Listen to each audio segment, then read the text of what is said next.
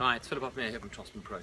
I've talked in the past about the second pendulum effect in tennis, and that is basically based on using your hand as a hinge, right? So if you're playing the forehand, for example, if the racket's held back like that, you can almost see my arm is the first pendulum, and the racket is the second pendulum, and it's enabled by letting the wrist act as a hinge. And I think the same is true if you're playing golf.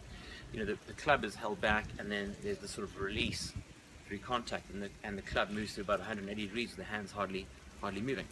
Well, there's other interesting movements that are worth looking at in terms of how the wrist behaves when you play tennis strokes. And let's look at the forehand in particular. So the first is extension and flexion. So that's extension and that's flexion. The second is, I think that's ulnar deviation and radial deviation.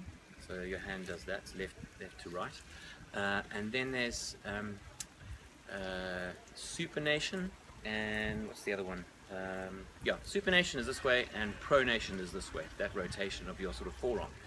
Right, and the three of those things are actually happening simultaneously when you play a forehand. So the racket's back there, that's actually an ulnar deviation. It goes through to radial deviation. Your hand does that sort of an action.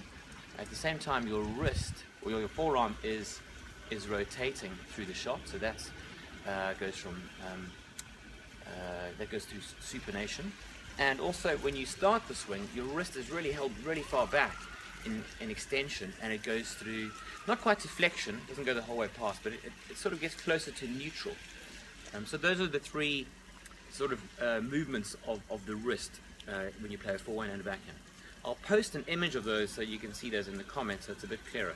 But there's a simpler way to do that, and so you don't have to think about all the ins and outs of how you move your wrist. So I'll be launching a product called the TopspinPro shortly, and with that, you don't even have to think about how you use your wrist. It is literally as simple as swinging up like that.